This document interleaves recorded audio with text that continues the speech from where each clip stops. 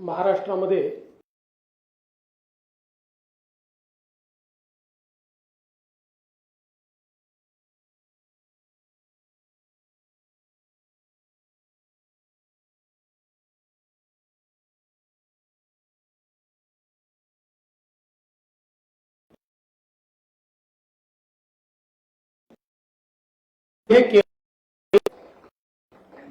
तेच जास्त आवाज करतायत आणि म्हणून कंत्राटी भरतीचे दोषी कोण हे समाजापुढे आलं पाहिजे, यांची थोबाडं उघडी पडली पाहिजे। या दृष्टीनं काही गोष्टी मी आपल्यापर्यंत पोहोचवायचा प्रयत्न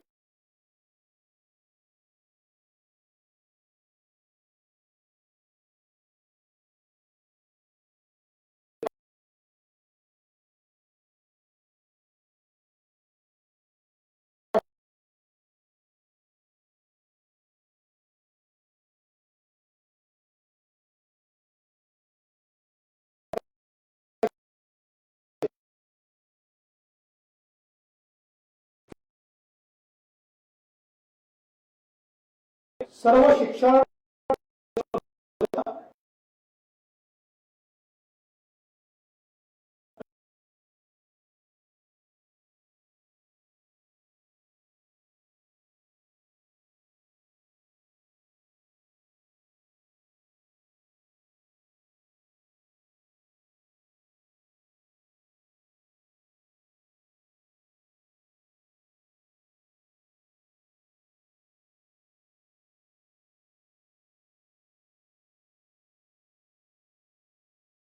आपल्याला दिलेला आहे।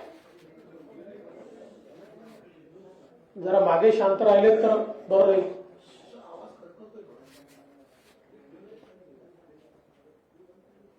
दोन 2010 साली अशोकराव चव्हाणांनी पहिला GR काढला आणि त्याच्यामध्ये वाहन चालक, डेटा एंट्री ऑपरेटर, तांत्रिक पदे, लिपिक आणि शिपाई, आणि परत 2010 मध्ये अशोकराव चव्हाण मुख्यमंत्री असताना 6000 पदांचा, कंत्राटी पदांचा GR काढण्यात आला। याच्यामध्ये कोण कोण आहेत बघा। वाहन चालक, डेटा एंट्री ऑपरेटर, लेखालिपिक, शिपाई, ठीक आहे, साधन व्यक्ती, प्रकल्प समन्वयक, विशेष शिक्षक आणि मोबाईल टीचर। 2010 साली काँग्रेस आणि शरद पवारांची राष्ट्रवादी काँग्रेस सत्तेत असताना शिक्षक भरतीचा कंत्राटी GR हा त्यावेळी काढण्यात आला। त्यानंतर सन्माननीय पृथ्वीराज बाबा चव्हाण हे मुख्यमंत्री असताना 14 जानेवारी 2011 या ठिकाणी MIS coordinator, data entry operator, BTech, BE, MCA अशा पदांची शैक्षणिक योग्यता असलेल्यांचा हा GR त्यावेळी काढण्यात आला। त्यानंतर 31 मे 2011 यावेळेस पुन्हा माननीय पृथ्वीराज चव्हाण साहेब मुख्यमंत्री असताना कंत्राटीचा GR काढण्यात आला।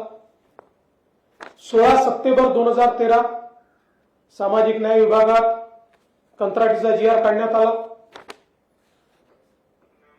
2014 साली पुन्हा पृथ्वीराज चव्हाण हे मुख्यमंत्री असताना 1069 पद कंत्राटी पद्धतीने भरण्याचा GR काढण्यात आला आणि हे जे काही फॅसिलिटी मॅनेजर्स आहेत हे तेव्हाच अपॉइंट करण्यात आले। आणि सगळ्यात महत्वाचं असं आहे की आता ज्याच्याबद्दल चर्चा चाललेली आहे, कागद जरा जास्त आहेत आज माझ्याकडे, पण सगळ्यांना एक्सपोज करेल.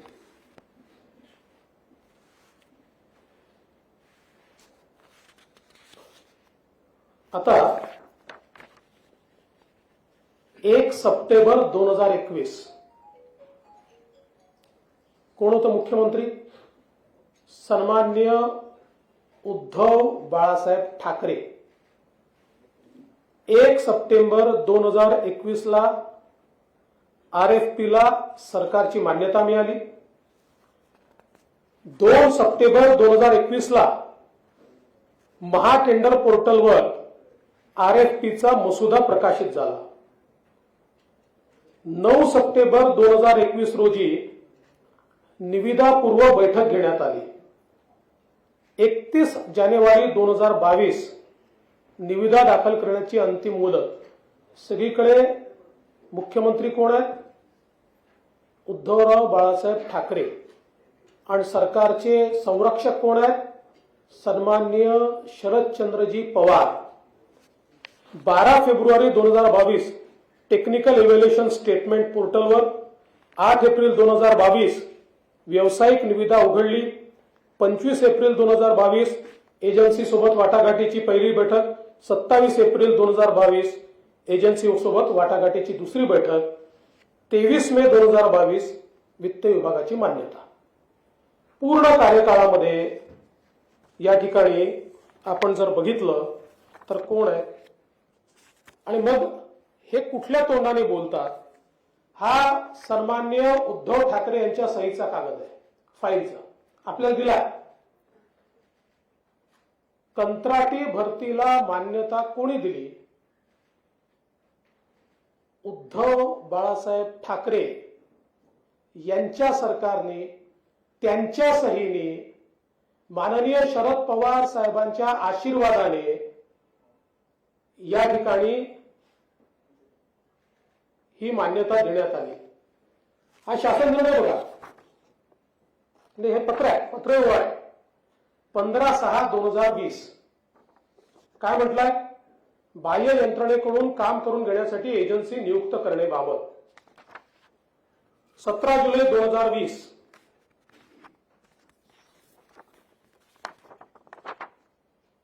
बाह्य यंत्रणे मार्फत गट क व गट ड संवर्गातील पदे भरण्यासाठी एजन्सी नियुक्तीची प्रक्रिया करण्याबाबत.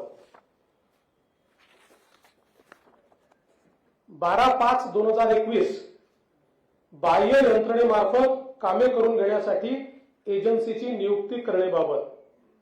आणि यात तर काय म्हटलेलं आहे, म्हणजे काय केलं होतं त्या सरकारने? शासनाने एम्पॅनलमेंटचा कालावधी 10 वर्ष असावा व त्यामध्ये पुढील 5 वर्षासाठी मुदतवाढ देता येईल असे सूचित केले आहे. म्हणजे 15 वर्षाकरता या एजन्सीज त्यांनी एम्पॅनल केल्या. याच्यामध्ये जेव्हा आमचं सरकार आलं आणि आमच्या कॅबिनेट पुढे हा विषय आला आणि नंतर माझ्या स्वतःच्या लक्षात आलं की रेट्स खूप जास्त आहेत. मी स्वतः पत्र दिलं की हे जे काही रेट्स मागच्या सरकारच्या काळात आलेले आहेत हे 25% तरी जास्त आहेत आणि म्हणून आमच्या कॅबिनेटने ते रेट्स कमी करण्याचा निर्णय घेतला. परंतु हे संपूर्ण पाप 100% काँग्रेसचं, उबाठाचं आणि शरद पवार साहेबांच्या राष्ट्रवादी काँग्रेसचं आहे. ठीक आहे की आता अजितदादा आमच्या सोबत आहेत, त्यावेळेस ते त्यांच्या सोबत होते, पण आज जे आंदोलन करतात, आणि असं नाही आहे, मी जेव्हा मुख्यमंत्री होतो त्यावेळेस हे जे 14चं काढलेलं टेंडर आहे पृथ्वीराज चव्हाणांच्या काळातलं, त्या टेंडरच्या अनुरूप आमच्याही काळात लोक घेतलेले आहेत, मी ते नाव म्हणतच नाही. पण याची सुरुवात ही काँग्रेसने केली आणि आता ज्याच्यावर काँग्रेस, शरद पवार गट आणि उबाठा हे आंदोलन करतायत, मला कधी कधी आश्चर्य वाटतं की यांना लाजा का वाटत नाही. शरम वाटली पाहिजे की आपणच करायचं आणि परत आपणच त्याच्यावर आंदोलन करायचं आणि असं भासवायचं जणू काय या सरकारने केलं आहे. आणि म्हणून मला असं वाटतं की हे पाप 100% त्यांचं आहे. आणि माननीय मुख्यमंत्री एकनाथराव शिंदेजी आणि उपमुख्यमंत्री अजित पवार यांच्याशी मी चर्चा केली आणि मी त्यांना सांगितलं त्यांच्या पापाचं ओझं आपल्या सरकारने का उचलायचं. त्यामुळे त्या सरकारने केलेलं हे एम्पॅनलमेंट आणि त्या अनुरूप ही जी काही या ठिकाणी कंत्राटी भरतीच्या संदर्भात काढलेला GR आहे हा आम्ही रद्द करण्याचा निर्णय घेतलेला आहे. कारण पाप त्यांनी करायचं, आमच्या माथ्यावर फोडायचं आणि त्यांनीच आंदोलन करायचं हे आम्हाला मान्य नाही.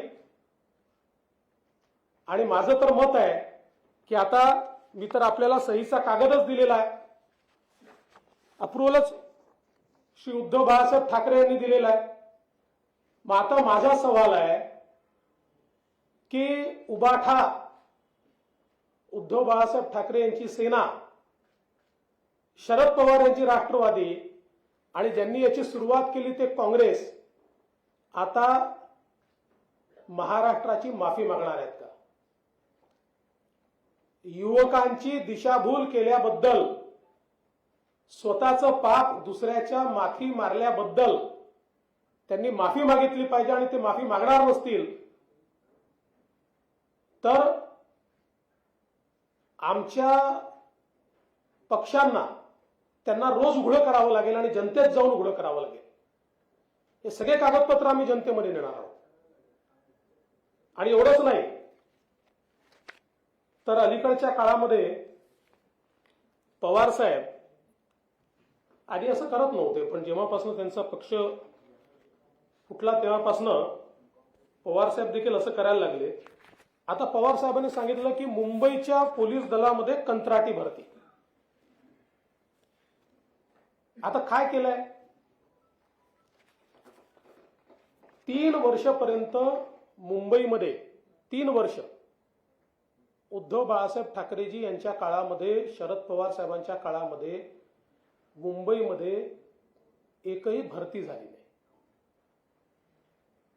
आणि दरवर्षी 3,000, 4,000, 5,000 पोलीस हे निवृत्त होतात. आणि त्यामुळे एक मोठा बॅकलॉग त्याच्यामुळे तयार झाला. आम्ही नियमित पोलीस भरती सुरू केली. यावर्षी 18,311 ची पोलीस भरती आम्ही केली आहे, ज्यामध्ये मुंबईला 7,076 पोलीस शिपाई आणि 994 वाहन चालक आम्ही दिले.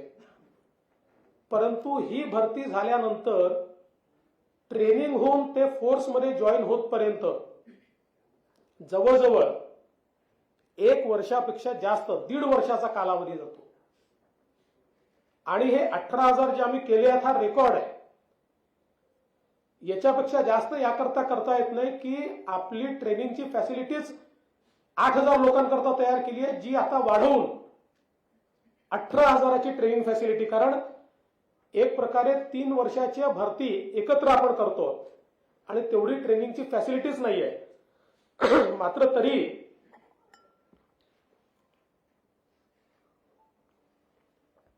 ही ट्रेनिंगची फॅसिलिटी आम्ही त्या ठिकाणी तयार केली. मात्र मुंबई ही वल्नरेबल आहे. मुंबईवर सातत्याने आतंकवादाचा, दहशतवादाचा धोका असतो. आणि म्हणून मुंबईमध्ये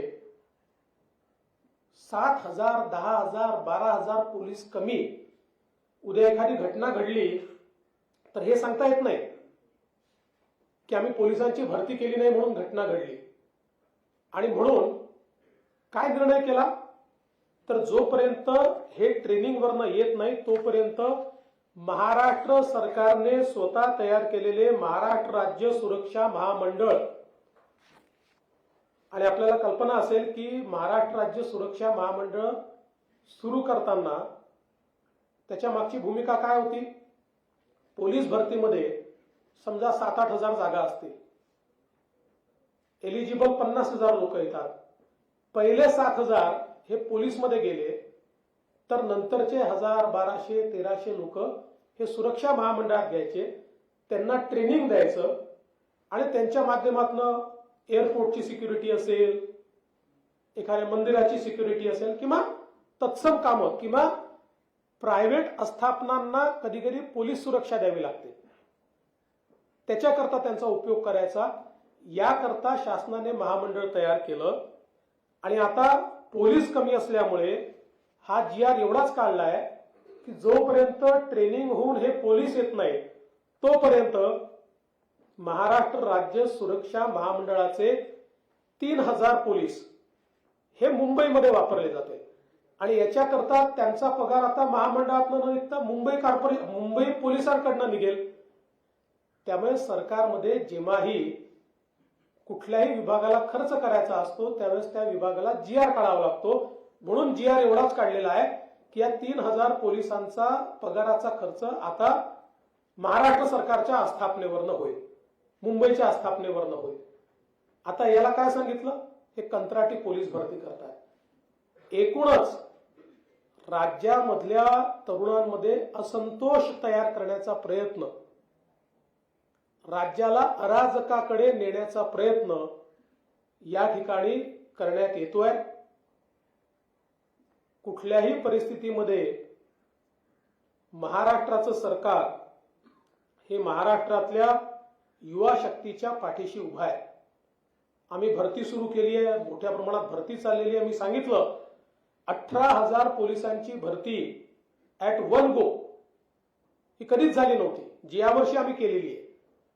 आणि म्हणून आज यांचा चेहरा आम्ही उघडा पाडलाय आणि अनेक विषय मी याच्यानंतरही प्रेस घेणार आहे, ही काही अंतिम नाही आहे. अनेक विषयांमध्ये यांना मी उघडं पाडीन, कारण यांची अकर्मण्यता, यांचा भ्रष्टाचार याच्यामुळे महाराष्ट्राचं आतोनात नुकसान यांनी केलं आहे. आणि तरी हे जर तोंड वर करून आमच्यावर आरोप करणार असतील तर यांचा बुरखा मला फाडावाच लागेल. म्हणजे आपण रद्द करायचं म्हणजे आपल्या काळात जे 6 की 9 एजन्सी एम्पॅनल झाल्या, GR काढून काही महिने रद्द करणार का? आणि जी 3,000 मला असं वाटतं की मी जे सांगितलं ते तुमच्या लक्षातच आलं नाही. ऐकून घ्या, आमच्या काळात ते झालेलं नाही. मी त्याची क्रोनॉलॉजी आपल्याला सांगितली. या ज्या 9 एजन्सीज आहेत त्याचा GR रद्द करतोय. या 9 एजन्सीजच्या एम्पॅनलमेंटचं काम मागच्या सरकारने, त्याचीच मान्यता उद्धव बाळासाहेब ठाकरेंनी दिलेली आहे, आम्ही नाही दिलेली. आमच्याकडे तर कॅबिनेटला आलं फक्त ते, आणि आम्ही त्याचे दर कमी केले कॅबिनेटने. त्याच्यामुळे तेच आम्ही रद्द करतो. मुंबई पोलिसांच्या जे 3,000 लोक आपण घेणार आहोत त्याच्याबद्दल 2 प्रश्न आहेत की एक तर ते 11 महिन्यानंतर परत त्या कॉर्पोरेशनमध्ये जाणार का आणि त्यांना पोलीस म्हणून आपण ट्रीट करणार का? आणि तिसरं म्हणजे 50,000 पोलीस मुंबईत आहेत, त्यापैकी VIP सुरक्षेवर त्यापैकी किती पोलीस तैनात आहेत? मला असं वाटतं पहिली गोष्ट तर अशी आहे की हे जे काही पोलीस आपण तिथे घेतो हे पोलीस म्हणूनच तिथे येतात. त्यांना वेगवेगळ्या आस्थापनेवर पोलीस म्हणूनच आपण त्यांना तो जॉबच आपण तो देतो. त्यामुळे ते येतील 11 महिन्यांनी त्यांच्या कामावर पुन्हा परत जातील. जसं आपण अनेक वेळा आपल्याकडे राज्य रिझर्व्ह फोर्स असतो, कधी आपल्याला केंद्रीय रिझर्व्ह फोर्स बोलवावा लागतो, त्यास आपण पैसे देतो त्याचे. जेव्हा आपण केंद्रीय रिझर्व्ह फोर्स बोलवतो त्यावेळी आपण GR काढून त्याचे पैसे देतो. आपण जो पहिला उद्धव ठाकरेंचं जो पत्र दाखवलं, आपण 3,000 भरती करतो, त्यावेळेस पण एवढाच आकडा होता. नंबर 1 प्रश्न. आणि वारंवार शरद पवार जे म्हणतात की तुम्ही कुठेतरी आरक्षण जे मिळालं होतं ते मिळालं नाही, त्यांचे वारंवारचा आरोप करतात, त्यावर नाही, याचं उत्तर पवार साहेबांनी दिलं पाहिजे की त्यांच्या सरकारने जेव्हा हा निर्णय घेतला पवार साहेबांच्या, त्यावेळेस त्यांना का आठवलं नाही आरक्षण? हा आम्ही घेतलेला निर्णय नाही आहे. हा प्रश्न शरद पवार साहेबांना विचारला पाहिजे, हा प्रश्न उद्धव ठाकरेंना विचारला पाहिजे. आज जे प्रश्न करताय, मी तुम्हाला क्रोनॉलॉजी दिली आहे, सगळं त्यांनीच केलंय. सर आपने कहा कि सब कुछ रद्द कर दिया गया, तो नई भर्ती कब शुरू होगी? ठीक है, नई भर्ती चालू ही है. ये तो फैसिलिटी मैनेजमेंट का टेंडर था, ये हम रद्द कर रहे हैं. नई भर्ती तो चालू ही है. प्रत्येक विभागात कायमस्वरूपी भरती वेळ जाणार आहे. मात्र आता जी कंत्राटी भरती होती ती जर थांबवली तर जी रिक्तपदांचा जो भार आहे तो कायमस्वरूपी पदांवरती येणार नाही का? असं आहे की त्याच्यातले अगदी जे ड्रायव्हरचं पद असेल, माळी असं पद असेल, असे जे पद असतील किमान 6 महिन्याकरता काही पदं आपल्याकडे तयार होतात, 9 महिन्याकरता एखाद्या प्रोजेक्टमध्ये होतात, तर त्या प्रोजेक्टमध्ये ते कव्हर होतात, त्या प्रोजेक्टला अधिकार असतात, त्या विभागाला ते अधिकार असतात, अशा प्रकारचे वर्षानुवर्ष ते घेतच असतात. त्यामुळे त्यांनी काही आता हा जो काही फॅसिलिटी मॅनेजमेंटचा या ठिकाणी GR काढला होता किंवा या ठिकाणी जे टेंडर काढलं होतं याच्या मागे काय त्या सरकारचा काही व्यापक हेतू असेल, आम्हाला तो मान्य नाही, आम्ही मग रद्द केला. एक ऑपोजिशन जे आहे युवा संघर्ष यात्रा राज्यव्यापी काढणार आहे. शरद पवार स्वतः त्याच्या सभेमध्ये त्याची सुरुवात करणार आहे. त्यांना काय सांगणार? मला असं वाटतं की याचं उत्तर त्यांनी दिलं पाहिजे का काढलं. म्हणून तर मी म्हटलं की आता यांचा बुरखा फाटलाय, जे त्यांनी केलं आता आमच्या सरकारवर थोपून त्याच्या विरुद्ध ते आंदोलन करतायत. जनतेला यांचा खरा चेहरा मी दाखवतोय. सर, दुसरा प्रश्न असा आहे की गिरीश महाजन यांनी जी आता भरती जाहीर केलेली होती कंत्राटी पदांची, जवळपास 5,000 पदांची भरती होती. आरोग्य सेवेमध्ये सुद्धा भरती एक जाहीर झाली होती. तर ही पदं आता भरली जाणार का कंत्राटी स्वरूपात की? मला माहित नाही त्यांनी अशी कुठली भरती जाहीर केल्याचं मला कल्पना नाही. हा? कर्मचाऱ्यांची भरती फायनान्शियली सरकारवर जास्त लोड येतं, कारण ते परमनंट एम्प्लॉईजसाठी लायबिलिटी जास्त असते. त्याच्यातनं व्हाया मीडिया म्हणून कंत्राटी कर्मचाऱ्यांची भरती हा एक पर्याय समोर आला. तर आता हा पर्याय आपण बंद करत असताना फायनान्शियल व्हायबिलिटी हा विषय आपला नाही, पहिली गोष्ट तर अशी आहे की मी पुन्हा सांगतो, वर्षभराचे पदं, 9 महिन्याचे पदं, टेम्पररी पदं, यावर पूर्वी ज्या प्रकारे ते विभाग त्या काळाकरता काम करत होते ते करत राहते. आता मूळ प्रश्न काय होता? मूळ प्रश्न असा होता की सरसकट धोरण म्हणून 9 फॅसिलिटी कंपनी एम्पॅनल करून या ठिकाणी भरती करण्यात येणार आहे, अशा प्रकारचा जो आरोप होता. तर या 9 कंपनी मागच्या सरकारने एम्पॅनल केलेल्या आहेत, मागच्या सरकारने याची सगळी प्रक्रिया केली आहे, हे मी आपल्या समोर आणलं आणि आम्हाला हे मान्य नाही म्हणून आम्ही रद्द केलं.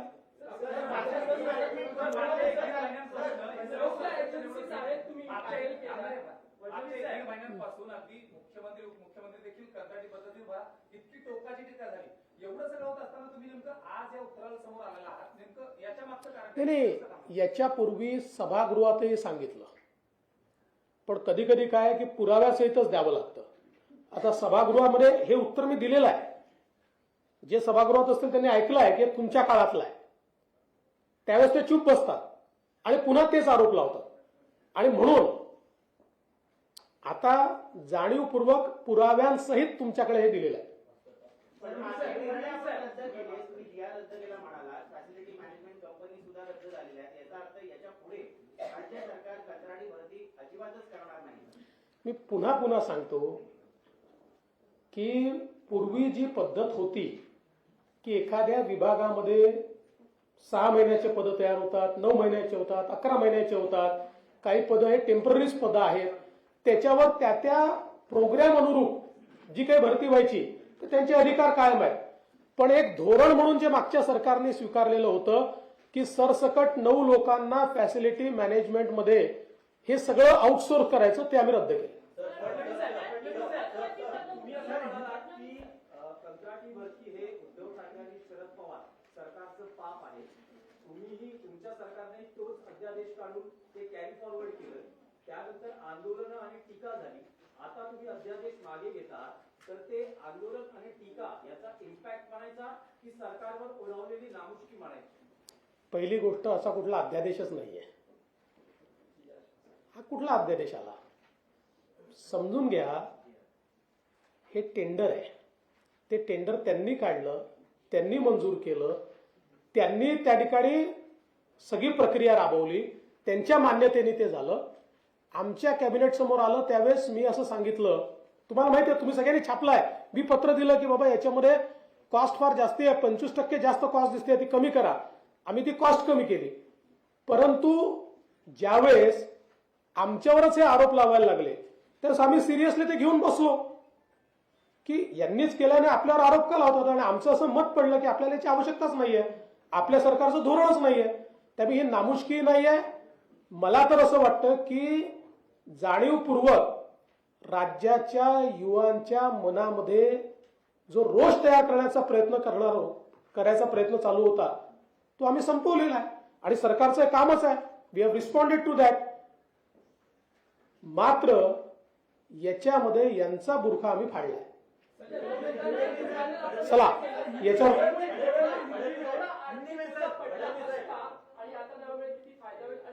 नाही, आता ते माझ्याकडे आता त्याची माहिती नाहीये. आज महाराष्ट्र में बार बार उद्धव ठाकरे गुट, शरद पवार गुट और कांग्रेस की ओर से कंत्राटी भर्ती के बारे में विषय उठाया जा रहा था और हमारे सरकार पर आरोप किए जा रहे थे. मैंने आप सभी को जो कागज दिए हैं उसमें आप देख सकते हैं इसका पहला निर्णय सुशील कुमार शिंदे जी कांग्रेस के जब मुख्यमंत्री थे तब लिया गया और शिक्षा विभाग में लिया गया. उसके बाद जिस समय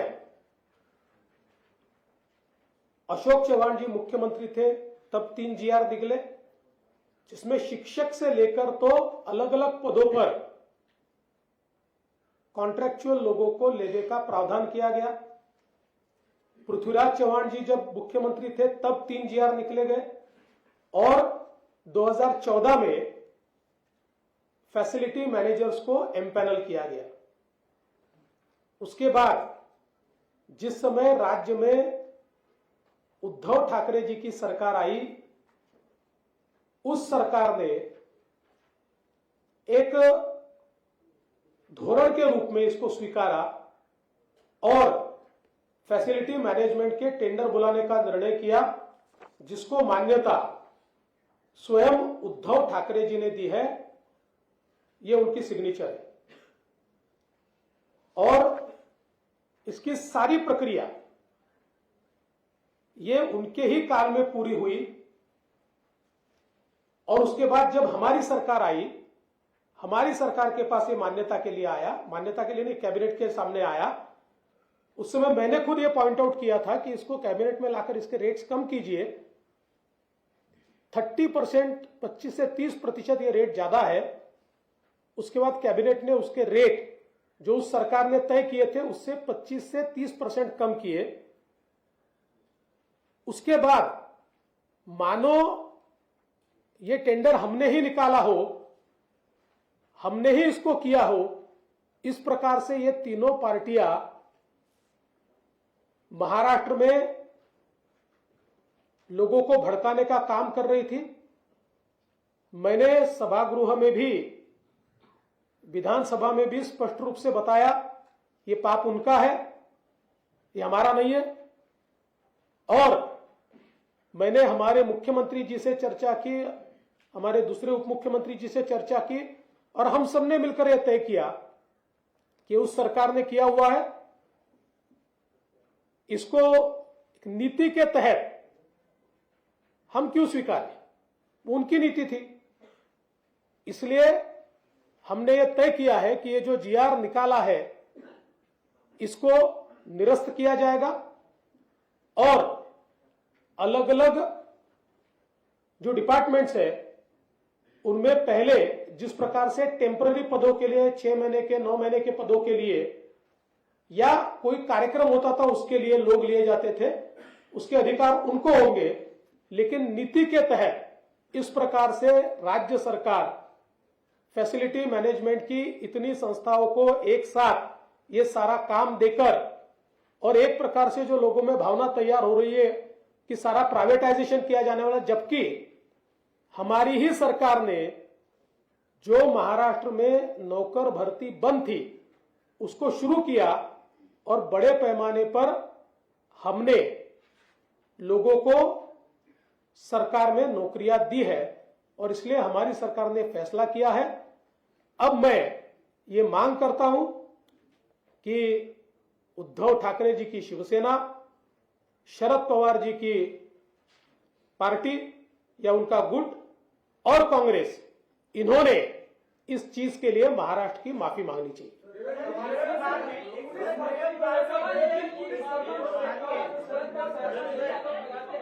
कि आप आरक्षण रद्द करना चाहते हैं और जब पुलिस में इतनी बड़ी भर्ती आप करेंगे तो सुरक्षा के भी सवाल खड़े होंगे।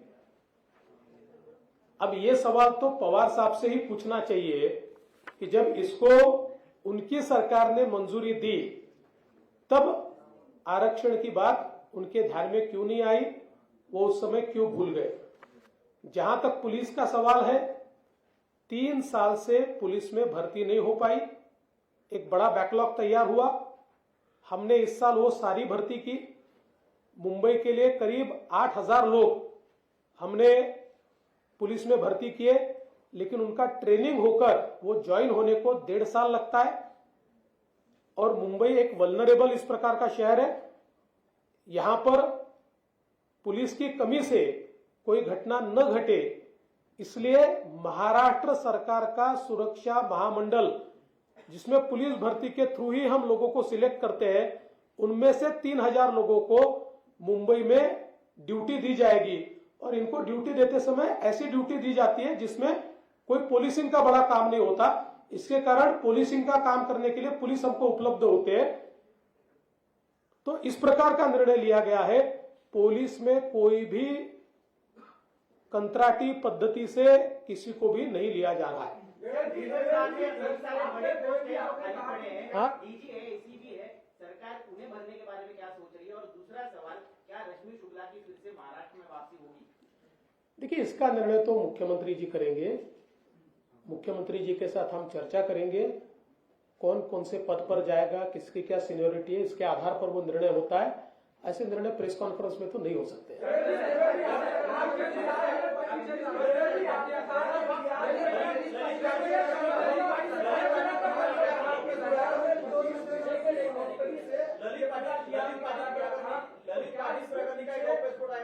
करप्शन की बू आ रही है क्या कि 25% ज्यादा एक्सेस पैसे में जीआर निकाला? अभी वो तो देखेंगे, अभी क्यों निकला, कैसे निकला, ध्यान देंगे उसकी ओर।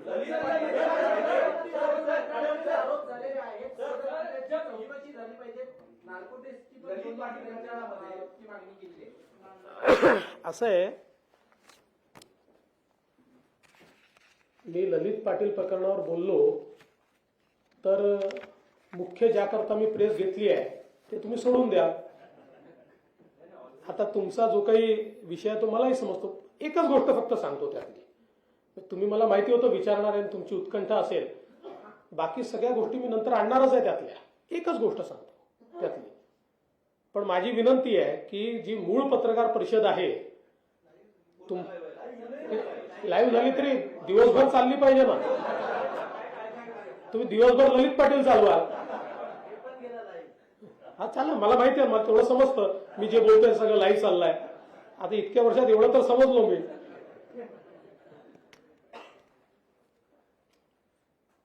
असं आहे की ललित पाटील याला अटक झाली 10-11 डिसेंबर 2020 ला। आणि ज्यावेळेस अटक झाली त्यावेळेस उद्धव बाळासाहेब ठाकरे यांची शिवसेना, तेव्हा एकच शिवसेना होती, पण उद्धव बाळासाहेब ठाकरे यांनी त्यांना नाशिकचं शिवसेनेचं प्रमुख केलं होतं। त्यावेळेस ते उद्धव ठाकरे यांचे नाशिकचे शिवसेनेचे अध्यक्ष होते, प्रमुख होते। आता आश्चर्य बघा की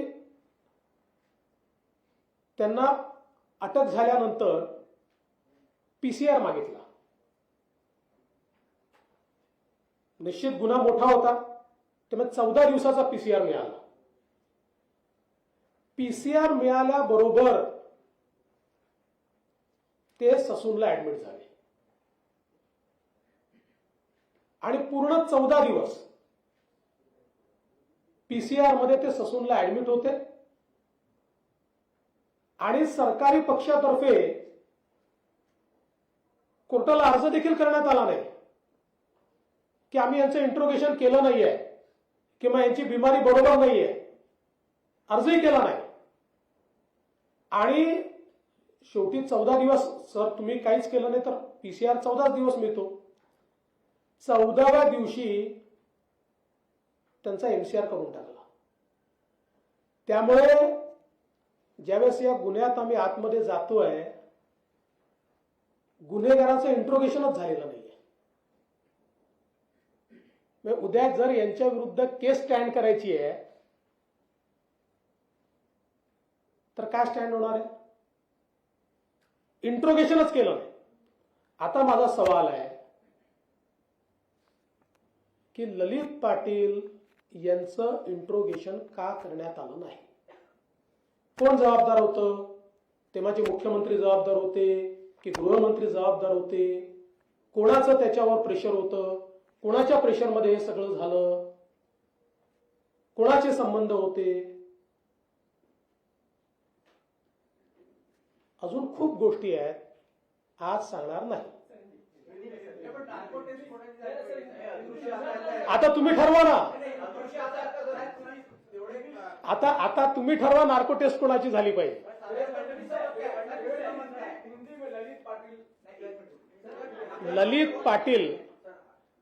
ललित पाटिल इनको दिसंबर 2020 में अरेस्ट हुई. अरेस्ट के बाद उनका पीसीआर हुआ. पीसीआर 14 दिन का होता है.